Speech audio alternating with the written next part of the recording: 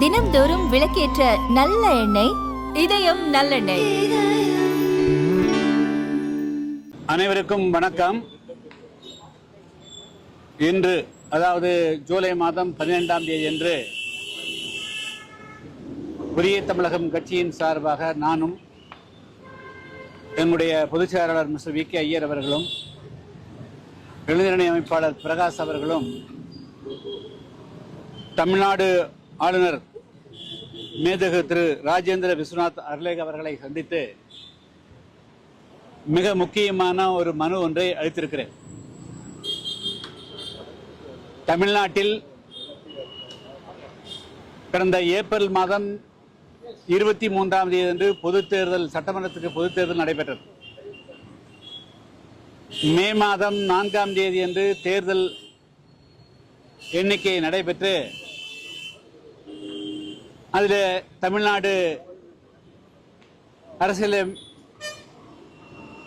போட்டியிட்ட அரசியல் கட்சிகளில் விஜய் அவருடைய தலைமையில் அமைய பெற்றக்கூடிய தமிழ்நாடு வெற்றி கழகம் 107 இடங்களையும், அதேபோல திராவிட முன்னேற்றக் கழகம், அதிமுக மற்றும் பல்வேறு அரசியல் கட்சிகள் இந்த தேர்தலில் கணிசமான வெற்றிகளையும் பெற்றிருக்கிறார்கள்.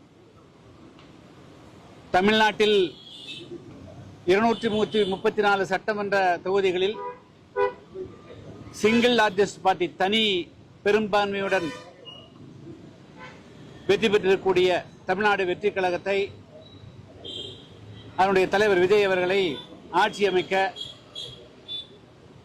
கடந்த 9ஆம் தேதி அன்று ஆளுநர் அவர்கள் அழைப்பு கொடுத்தார். 10ஆம் தேதி அன்று விஜய் அவர்கள் தமிழ்நாட்டுடைய முதலமைச்சராக பொறுப்பேற்றுக் கொண்டார். 13ஆம் தேதி அன்று சட்டமன்றத்தில் வாக்கெடுப்பு நடத்தி அதிலும் வெற்றி பெற்றார். இப்பொழுது மிக முக்கியமாக எதற்காக நான் ஆளுநர்களை சந்தித்தேன் என்று சொன்னால், தமிழ்நாட்டில் கடந்த 2 மாத காலமாக எந்த கட்சிகளை எதிர்த்து தமிழ்நாடு வெற்றி கழகம் போட்டியிட்டதோ அந்த கட்சியினுடைய சட்டமன்ற உறுப்பினர்களை ஒவ்வொருவராக ராஜினாமா செய்ய வைக்கக்கூடியதும், ராஜினாமா செய்தவுடன் அவர்கள் தமிழ்நாடு வெற்றி கழகத்திலே சேரக்கூடிய செயலும் நடைபெற்று வருகிறது. பொதுவாக இந்தியாவில் ஒரு மிக முக்கியமான சட்டம் இருக்கிறது. அதாவது கட்சி தாவல் தடை சட்டம் இருக்கிறது. ஒரு கட்சியிலே வெற்றி பெற்றவர்கள் 3/2 பங்கு அந்த கட்சி உடைந்து போனால் அது ஏற்றுக்கொள்வார்கள். அது கட்சி தாவல் சட்டத்தின் வராது. அதே சமயத்தில் தனி ஒருவராகவோ அது 5 பேரோ 10 பேரோ போகின்ற பொழுது அது கட்சி தாவல் தடை சட்டத்தின் கீழ் வந்துவிடும். எனவே இப்ப அதை தவிர்ப்பதற்காக இப்பொழுது ஒவ்வொருவராக இப்பொழுது வாரம் ஒருவர் என்ற வகையில் இதுவரையிலும் 6 பேர் அதிமுகவில் இருந்தே ராஜினாமா செய்திருக்கிறார். வழக்கமாக இது போன்று ஆளுங்கட்சியாக இருக்கக்கூடியவர்கள், அது ஒரு கட்சியிலே இருக்கக்கூடிய சட்டமன்ற உறுப்பினர்களை ஆட்சி அமைப்பதற்கோ அல்லது ஆட்சியை தக்க வைத்துக் கொள்வதற்கோ இன்னொரு கட்சியில் இருக்கக்கூடிய சட்டமன்ற உறுப்பினர்களை அந்த கட்சிக்கு இழுத்தால் அதுக்கு பேர் குதிரை பேரம் என்று, அது கார்ஸ் ரைடிங். ஆனால் அந்த குதிரை பேரத்தை இப்பொழுது வித்தியாசமாக செய்கிறார். எப்படி என்று சொன்னால், சடனா பார்க்கறது ஒரு சட்டமன்ற உறுப்பினர் போறாரு, உடனடியாக ராஜினாமா பண்றாங்க, அடுத்த நாள் தமிழ்நாடு வெற்றி கழகத்தில் சேர்க்கிறார். எனவே இது குதிரை பேரத்துக்கு சமமானது, அதுக்கு நிகரானது, அது குதிரை பேரம் தான். எனவே இது குதிரை பேரமாக கருதி இந்த சட்டமன்ற உறுப்பினர் நடவடிக்கை எடுக்கணும். அதே போல எந்த காரணத்தை கொண்டும் இதற்கு ஒரு தீர்வு வராமல் தமிழ்நாட்டில் இப்பொழுது அவர்கள் ராஜினாமா செய்த அந்த இடங்களில் தேர்தல் நடத்த அனுமதிக்க கூடாது அப்படிங்கிற மிக முக்கியமான ஒரு கோரிக்கையை முன்வைத்து தான் அந்த மனு கொடுத்திருக்கிறேன். ஆளுநர் அவர்கள் ஒரு முக்கியமான கேள்வி கேட்டார். ஆளுநராக நான் இதில் என்ன செய்ய முடியும் என்று கேட்டார். நான் சொன்னேன், ஆளுநருக்கு பவர் இருக்குது, நீங்க அவங்களை இம்மீடியட்டா சம்மன் பண்ணுங்க. நீ அந்த 6 எம்எல்ஏக்கு சம்மன் பண்ணுங்க, அவங்களை விசாரிங்க. நீங்க அது ஒரு ஏப்ரல் 23ஆம் தேதி ஒரு கட்சியில ஜெயிச்சு போறாங்க, ஜெயிக்கிறாங்க. ஒரே 1.5 மாசத்துக்குள்ள என்ன காரணத்தால நீங்க ராஜினாமா பண்ணீங்க அப்படிங்கிறது அதுக்கு விசாரணை வைங்க. அது நிச்சயமாக இதுக்கு அப்ப நீங்க வந்து அதிமுகவிலிருந்து வெளியே வந்து அல்லது திமுக இருந்து வெளியே வந்து தமுக அல்லது வந்து வேறு எந்த கட்சியிலாவது வெளியே வந்து நீங்க ராஜினாமா பண்ணிட்டு போனா ஆளுங்கட்சியில வந்தால் இதை வந்து மீண்டும் சட்டமன்ற உறுப்பினர் ஆக்கப்படுவார்கள், வேறு பதவிகள் கிடைக்கும் என்று ஆசை வார்த்தை காட்டித்தான் வந்து அவர்கள் அந்த கட்சிக்கு போகிறார்கள். எனவே நீங்க வந்து உடனடியாக அதுக்கு ஒரு விசாரணைக்கு உத்தரவிடலாம். நான் ஐம் நாட் சாட்டிஸ்ஃபைட் அப்படின்னு உள்துறைக்கு வந்து நீங்க வந்து ஒரு ரிப்போர்ட் அனுப்புங்க. இது தமிழ்நாட்டில் இது வந்து நான் தான் சொன்னேன், இது மாற அனுமதித்தால் ஆன்டி டிஃபெக்ஷன் லா அதை வந்து கட்சி தாவல் தடை சட்டமே தோற்று போயிடும்.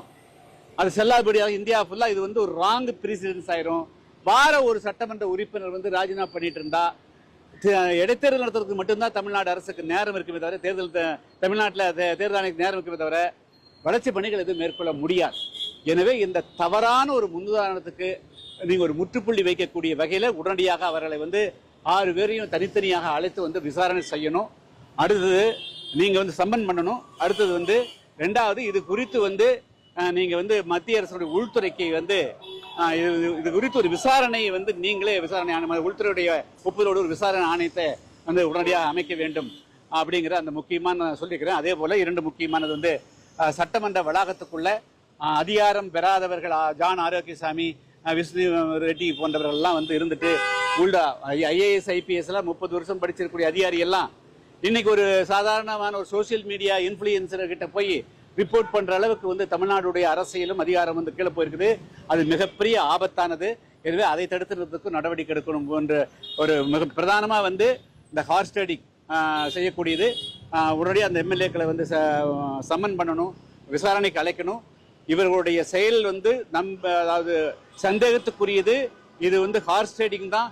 எனவே அது குறித்து விசாரணைக்கு வந்து ஆளுநர் அவர்கள் உள்துறையினுடைய உதவியோடு வந்து விசாரணைக்கு உத்தரவிடணும் அப்படிங்கிறதோடு பல மேறு வந்து மாஞ்சோலை தோட்டத்தோட இஷ்யூ உட்பட ஒரு 7 முக்கியமான கோரிக்கைகளை வந்து ஆளுநர்களுக்கு நாங்கள் சமர்ப்பித்திருக்கிறோம். திமுகவும் வந்து குற்றச்சாட்டு மனு வச்சிருக்காங்க, அவங்களுமே மனு கொடுத்திருக்காங்க. அதே இல்ல அதையும் சொன்னார், வந்து வேற கட்சிகளும் கொடுத்துக்கிறான்னு சொன்னாரு. அது வந்து தமிழ்நாட்டில் எல்லாருமே வந்து இதுல வந்து ஜனநாயகத்தை வந்து விரும்பக்கூடியவர்கள், ஜனநாயக ரீதியாக ஒரு ஆட்சி நடக்க வேண்டும் என்று விரும்பக்கூடியவர்கள் வந்து தமிழ்நாட்டில் ஒரு அமைதியான அரசு இருக்கணும், மக்களுக்கு சேவை செய்யணுங்கிற விரும்பக்கூடியவர்கள் அனைவருமே இந்த குதிரை பேர நடவடிக்கையை கண்டிப்பாக கண்டிச்சாகணும். இதை வந்து ஏற்றுக்கொள்ள முடியாது.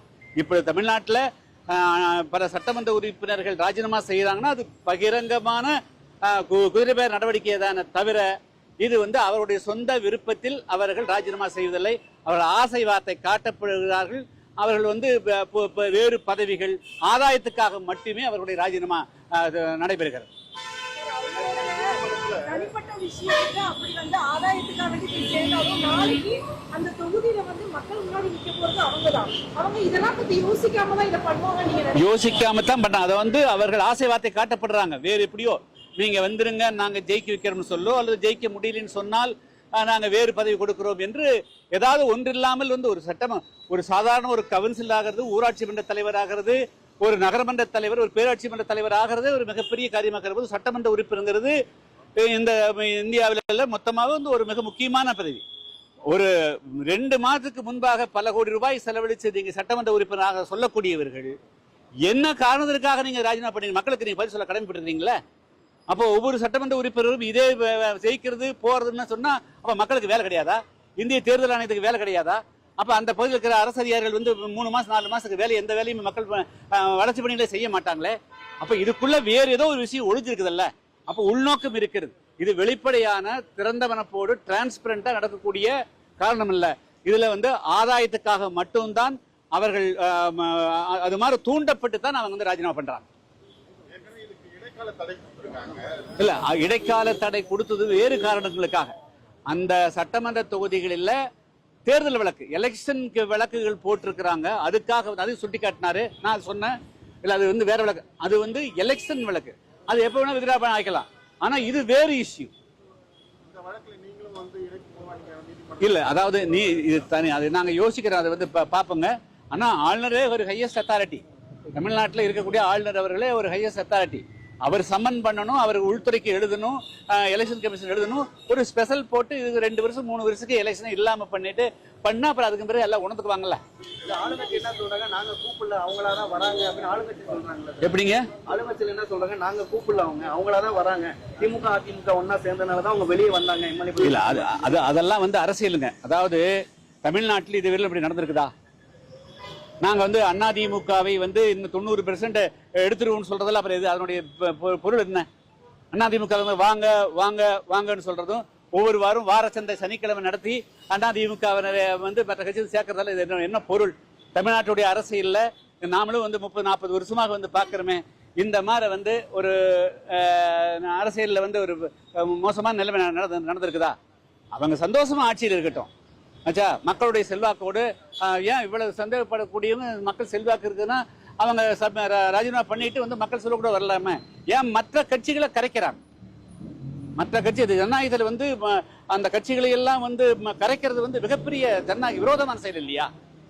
ஆட்சி யார் இருக்குது, நீங்க வந்தா பதவிக்கு வந்துடலாம் அப்படிங்கிறது இன்டியூஸ் பண்றாங்க. ஏன் நேத்து கூட எம்ஆர் விஜயபாஸ்கர் அவர் என்ன பேசுறாரு கரூர்ல, நான் வந்து பேசாம தான் இருந்தேன், தாவாக்கால் இருந்து எங்களை அப்ரோச் பண்ணாங்க, இங்க வந்துருங்கன்னு சொன்னாங்க. இது என்னது? அப்ப நீங்க போய் இன்டியூஸ் பண்றீங்களா இல்லையா? அவன் அந்த கட்சியினுடைய பொதுச் செயலாளரோடு மனக்கசப்போடு அவர் ஒதுங்கி இருந்தேன், இங்க வந்து கூப்பிட்டு இங்க வந்துருங்க அப்படின்னு சொல்றது தப்பு தானே? நீங்க ஆசை வார்த்தை கேட்டுற தப்பு தானே? எனவே வந்து அதிமுகவினுடைய, அதுவும் இன்னும் சொல்ல போற மிக முக்கியமா, யாரெல்லாம் ஊழல் அதிகமா இருக்கிறாங்களோ, பெரிய முக்கியமான விஷயம் தான், இவங்க ஊழல் ஒழிக்க போறதாக சொல்லித்தான் ஆட்சிக்கு வந்துக்கிறாங்க. சட்டமன்றத்தில் பேசுறாரு, எல்லா இடத்துலையும் பேசுறாரு. ஆனால் அங்க இப்பொழுது தமிழ்நாடு வெற்றி கழகத்துக்கு இழுக்கக்கூடிய பெரும்பாலான சட்டமன்ற உறுப்பினர்கள் அவர்கள் முன்னாள் அமைச்சர்களாக இருந்தவர்கள் அல்லது அவர்கள் மீது மிகப்பெரிய குற்றச்சாட்டுகள், பெரும்பெரிய ஊழல் பிரிச்சாளிகளை தான் அவங்க தேடி தேடி பிடிச்சி எடுக்கிறாங்க. அப்ப அதே என்னன்னா, இந்த வழக்குகள் இருந்து உங்களை காப்பாத்துறோம், இதெல்லாம் ஆதா, இதெல்லாம் இன்டியூஸ்மெண்ட்.